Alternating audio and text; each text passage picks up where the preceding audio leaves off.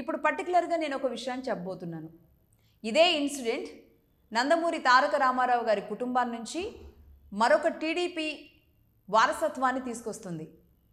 ఎవరా వారసత్వం అనుకుంటున్నారా? ఎన్టీఆర్ వారసత్వంగా చాలామంది రాజకీయాల్లోకి వచ్చారు. అంటే ఆయన బ్లడ్, ఆయన కుటుంబానికి సంబంధించి నందమూరి ఇంటి పేరు ఉన్నవాళ్ళు చాలామంది వచ్చారు. వచ్చిన వాళ్ళల్లో అనేక రకాల ఇబ్బందులు ఇవన్నీ ఫేస్ చేయడం మనం చూసాం.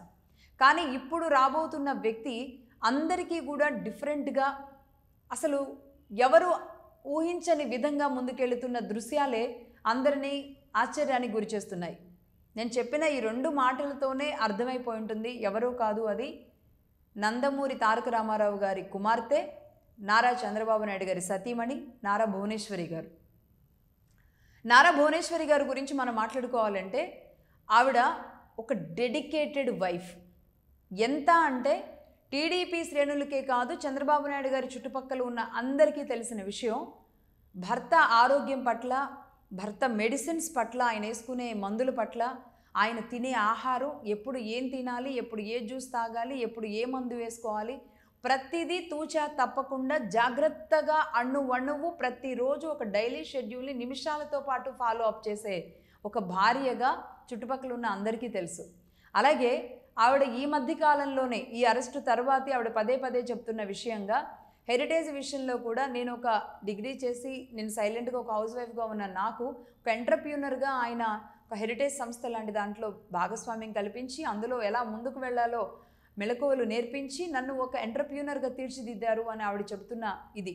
ఈ రెండింటినీ ఆవిడ బ్యాలెన్స్ చేసుకుంటూ, దాంతోపాటు తల్లి తండ్రి లోకేష్ గారికి ఆవిడే అయ్యి పనిచేస్తూ వచ్చారు అనేది ఇప్పటి వరకు ఆవిడ కానీ, లోకేష్ గారు కానీ, భువనేశ్వరి గారు కానీ, లోకేష్ గారు కానీ అనేక సందర్భాల్లో సభల దగ్గర, ఆ కార్యక్రమాల్లోనో వాళ్ళ హృదయాంతరంగాన్ని ఎక్కడో అక్కడ చెబుతూ ఉంటే అర్థమవుతున్న విషయం.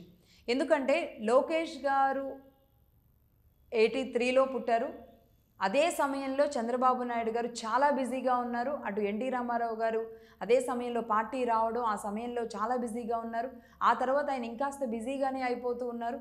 కాబట్టి ఆయన వాళ్ళ కోసం అటు భార్యకి కొడుక్కి కేటాయించే సమయం చాలా తక్కువ. కాబట్టి ఆయన చదువు, కుమారుడు చదువు, ఆరోగ్యం, ఎవ్రీథింగ్, ఆవిడ కెరియర్ అంతా కూడా తల్లి తండ్రి అన్నీ అయి తీర్చిదిద్దింది మాత్రం ఆయన ఫారెన్ వెళ్ళే వరకు భువనేశ్వరి గారు మాత్రమే అనేది చెప్తూ ఉంటారు. ఎందుకు ఇక్కడ భువనేశ్వరి గారి గురించి ఇంత ఇన్డెప్త్ చెప్పాల్సి వస్తుంది అంటే, నేను చెప్పబోయే ఈ వారసత్వం భువనేశ్వరి గారు కాబట్టి. భువనేశ్వరి గారిని చంద్రబాబు నాయుడు గారు అరెస్టు తర్వాత మనం గమనిస్తే, అంతకుముందు ఎక్కడైనా సరే ఏదో కార్యక్రమంలో అటెండ్ అవ్వడం, తిరుమల తిరుపతి దేవస్థానానికి వెళ్ళినప్పుడు, సీఎంగా ఆయన వెళ్ళినప్పుడు సీఎం సతీమణిగా ఆ హోదాలో వెళ్ళడమో, లేదంటే ప్రతిపక్ష నాయకులుగా ఉన్నా సరే ఏదైనా ఆలయాలకు వెళుతూ ఉండడమో, ముఖ్యంగా అమరావతి రైతులు, ఆ మహిళలందరూ కూడా ఆందోళన చేస్తున్న సమయంలో ఆవిడ చేతి గాజులు తీసి అక్కడ ఉన్న వాళ్ళకి ఆ కార్యక్రమాలకి ముందుకు వెళ్ళండి అని చెప్పి విరాళంగా ఇవ్వడము, ఇలాంటి కార్యక్రమాల్లో అది కూడా చాలా తక్కువ. అంటే ఎక్కడా కూడా ఏ రాజకీయ కార్యక్రమాల్లో ఉండడం, మాట్లాడడం కూడా మనం ఎప్పుడూ చూడలేదు. అలాంటి భువనేశ్వరి గారు ఇప్పుడు కాలికి బలపం కట్టుకొని తిరుగుతున్నారు. తన అత్తగారి నియోజకవర్గం, తన అత్తగారి ఊరు, తన అత్తగారి జిల్లా అయిన చిత్తూరు జిల్లా కుప్పం నియోజకవర్గంలో. ఎందుకు ఆవిడ ఇంత అంటే అగ్రెసివ్ పాలిటిక్స్లోకి ఏమైనా రాబోతున్నారా అంటే, మేబీ ఒక దెబ్బ ఎలా ఒక్కొక్కరిని ఎలా మలుస్తుంది అని చెప్పడానికి, లోకేష్ గారికి తగిలిన దెబ్బలు అలాంటివే, భువనేశ్వరి గారికి తగిలిన దెబ్బ అంతకంటే పెద్దది. ఆ దెబ్బ ఎలా ఆవిడ్ని మలిచిందో తెలియదు. కానీ రాజమండ్రిలో చంద్రబాబు నాయుడు గారు అరెస్ట్ చేసి రాజమండ్రి జైల్లో పెట్టినప్పుడు అక్కడే దాదాపుగా 50-60 రోజులు అక్కడే కదలకుండా కూర్చొని భర్తని మినిట్ టు మినిట్ అబ్జర్వ్ చేసుకుంటూ, సమయం ఇచ్చినప్పుడల్లా వెళ్ళి కలిసి వస్తూ ఆవిడ ఎంత నిర్వేదంగా కనబడ్డారో చూసాం. అదే సమయంలో ఆవిడ నిజం గెలవాలి అంటూ ఒక కార్యక్రమాన్ని తీసుకొని కూడా అటు ఉత్తరాంధ్ర నుంచి కార్యక్రమాన్ని కూడా మొదలుపెట్టారు. మేబీ అప్పుడే ఎన్టీ రామారావు గారి లెగసీయో, రాజకీయ లెగసీయో, చంద్రబాబు నాయుడు గారి చైతన్యమో మొత్తంగా కలిసిందేమో. భువనేశ్వరి గారు అప్పటి నుంచి ఆవిడలోని ఒక కొత్త మనిషి బయటకు వచ్చారు. ఆవిడ నవ్వుతూ ఉండడం, అందరితో కలిసిపోవడం, అందరి సమస్యలు తెలుసుకోవడం, ఆవిడ ఒక అంటే పూర్తిగా ఒక మహిళలాగానే ఆవిడ నడవడిక కానీ, ఆవిడ మాట తీరు కానీ, ఆవిడ మాట కానీ, ఆవిడ మాట్లాడే తెలుగు కానీ చక్కటి కృష్ణా జిల్లా భాషలో మాట్లాడుతూ ఉండే ఆవిడ భువనేశ్వరి గారు కుప్పం నియోజకవర్గంకి వెళ్ళేటప్పటికి ఇంకాస్త ఉత్సాహంగా కనబడుతున్నారు. మరి ఎందుకో తెలియదు. ఎందుకంటే కుప్పం అటు సరిహద్దుల్లో బార్డర్లో ఉన్న కుప్పం నియోజకవర్గ ప్రజలు చాలా అమాయకంగా ఉంటారు, అక్కడ వాళ్ళకి ఈ రాజకీయ బాహాబాహీలు అనేది తెలియదు అనేది నమ్ముతుంటాం.